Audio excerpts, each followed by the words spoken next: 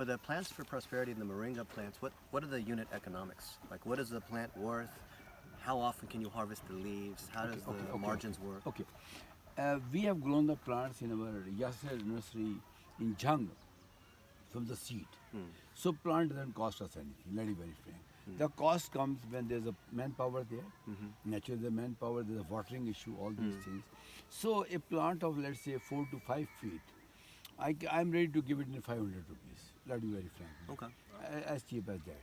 Now, the biggest challenge is to transport it from there. Is a supply chain issue. That how to preserve it in a way that once it reaches there are 2 seasons. Only then to that season you can shift the plants. But we have shifted it to Sindh and so many places. It's very successful, right? This plant was shifted from there, right? So this is the initial cost. Now come the recurring cost.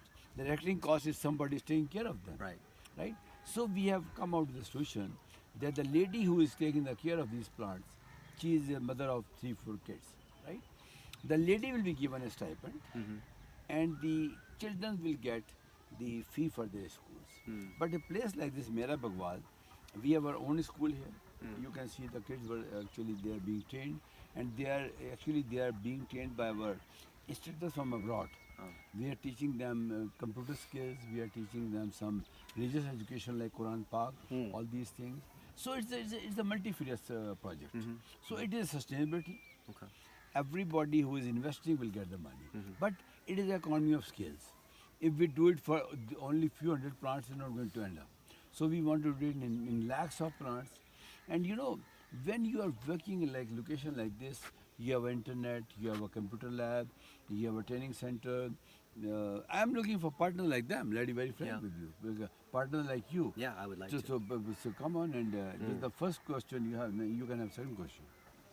Okay, so you have a chicken and egg Yeah. situation I've observed here because I've been to Pakistan multiple times, and Pakistan's number one natural resource is labor, as you mentioned. But these people, they come to us and they say, "Give me job now," Yeah. and they're not willing, or for whatever reason, to put in the time to invest to get to a certain level of competence that then we can hire them for the U.S. companies that we manage and have partnerships with, because they expect to make money right now because of their situation. They need the money right now. So the idea of investing time to learn a skill where you're not being paid right now makes no economic sense for them. I think here I would request him to speak. This is your But area. this is, like, you would agree this is true, and you just mentioned this is the case.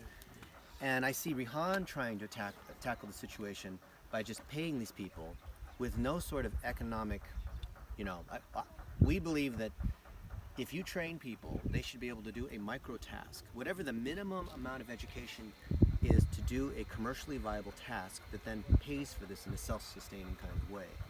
So if we can train people in a micro task way, but still give them a little bit of money, then, and if that money's low enough, 100 rupees a day or something like that, then we could actually fund this where, we pay 1,000 people the 100 rupees, which is not a big deal for us. And if we know that based on the math, that we can get 50 workers out of this, and then these people are able to get to the point where if they do a micro task, maybe we have this whole structure we call the content factory, which is for digital marketing processing tasks that then result in leads for plumbers and also, real estate agents, all of the American businesses.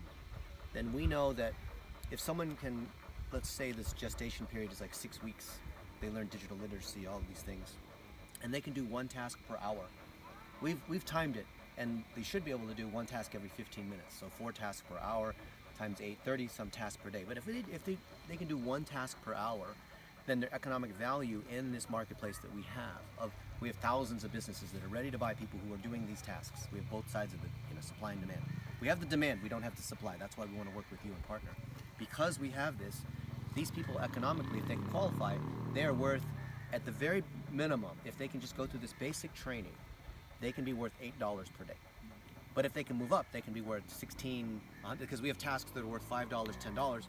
And so they can start by doing these micro tasks that are worth only $1. Very simple, using AI tools to edit videos and do SEO, all these very simple tasks. Just to understand what you're saying, Yeah. and just for explaining others through this video. Yeah. Like Capacha code. Very tiny object. You have to identify some Like Amazon Turk, right? Very simple, very simple tasks, right? Very simple task. And how would you monitor their attendance and their involvement to those tasks? I know you're a smart guy. Yes. Yeah, using some algorithm, you can see that he's just sending, doing nothing. So the same principles that power Amazon Mechanical Turk that you mentioned are part of these 5 tenets that are called gamification. So gamification is how you're able to manage people's work with the incentive. So that way they do the right thing without having to have lots of management and tracking their hours and this kind of thing. So the 5 tenets of gamification are points, leveling, unlocking, immediate feedback, and randomization. So these are the 5 governors of human behavior. So if we make the chicken and egg, we break the chicken and egg cycle by investing a little bit just to get people into the system to do some basic training. Then if they can pass a quiz, this basic quiz, we've developed some of these quizzes. Should take 10 minutes to go through the quiz to demonstrate active listening, to demonstrate that they can use search, to demonstrate they can use the AI tools which we teach them, ChatGPT and whatnot. Then we know that they have enough to be qualified to take the next steps to be able to do micro tasks, such as take videos off of the cell phones of the different business owners and then turn them into websites, turn them into Google My Business, turn them into posts that we put on Facebook and Instagram. Lots of these micro tasks which are a couple steps ahead of Mechanical Turk. Now Mechanical Turk, the average tasks are maybe like 5 cents or 10 cents, which is like captcha, these identify the image or like those are being done by the AI already. So we don't want to do things that we know the AI is able to do. We have tasks in our system that still require humans that we believe in the foreseeable future the AI is not going to be able to. I don't want to compete with the AI because I believe the AI can do already. The AI can do those AI things. is learning by itself. Yes. AI doesn't need us. But there's a certain intermediary that we can use with low-skilled labor in developing countries, like we've done in the Philippines, that we think can apply to Pakistan, Kosovo, Brazil, other places, for people who they only need to be paid a few dollars a day. Just like the moringa tree. That model would never work in the United States because there's not enough economic power for that. I know. But this would lift a lot of people out of poverty, leveraging Pakistan's #1 natural resource. So the idea of paying them a little bit of money to show that they're qualified economically for us to invest in them, to take another 6 weeks of training, to be able to then do micro tasks in our structure called the Content Factory, allows them to do tasks reliably that we know result So how in. about master trainers? For example, if I give you Yeah, you're like 3 steps ahead. So let me lay out a couple things here because I see what you're saying. I've been listening very carefully. Yeah. And I see where kind of the issues are. We'll also listen very carefully to you Yeah, because okay. you're talking about money. Yeah. Well, if no one's making money, then the whole system falls apart. This is because it's not a nonprofit, right? I know. Yeah, we have to make some money too to reinvest in the system. Nice. Yeah. Okay. So you understand Uber Yeah. or Careem as a 2-sided marketplace. So a 2-sided marketplace is supply and demand. So we have the demand. We've solved the most difficult problem in digital marketing. We have over 100,000 businesses that are ready to pay for marketing services. They're ready to pay. And the biggest problem with Fiverr and Upwork and whatever is like trying to negotiate and I don't trust you. Why would you pay me in advance? All this. But when we take a Careem or an Uber, I press the button and it says, Munawar will be here in 5 minutes and the cost is going to be $15. So it's a trusted network because, in a 2-sided network, an Uber, an Airbnb, even Google, the 2-sided network works because there's a framework for how the work is being done. Like any kind of marketplace for grain or buying airline tickets, there's a trusted framework for delivery, for measurement of how the work is being done, and then there's not liability or they're going to run off with my money or there's none of that. Like with an Uber. With an Uber, you press the button and the system is orchestrating, finding a driver, and then connecting that with the passenger, with the supply and with the demand. Now we have corralled we are further along than anyone in the United States of bringing together the demand because we've produced the training to say, if you are a plumber, if you're a chiropractor, if you are any one of these businesses, this is the model that you need to use. This is check. These are the tasks that you need to do. So the leaders we have in each of these categories, the #1 plumber, the #1 chiropractor, the #1 real estate agent, the #1 dentist, we have each of these leaders already in our program because we've worked with them. So all the other people that follow Glenn Vo, who's a dentist. Glenn Vo is a very successful dentist. He has 40,000 dentists that follow him. We have Roger Wakefield.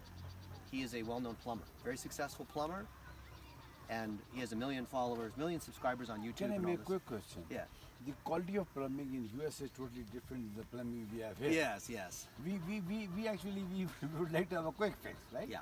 So how you will, because you know, I personally believe, I fully understand the idea, we'll have to make our own There have to be standards, right? There's standards for housing. There's standards for, attorneys and for cars and all this. You see, there are certain, again, the cultural issue. Okay, I think let me Well, but those on. maybe I can mention one thing here because I think you'll see where I've been thinking about this problem for 30 years. Very Okay, carefully, okay, right? okay.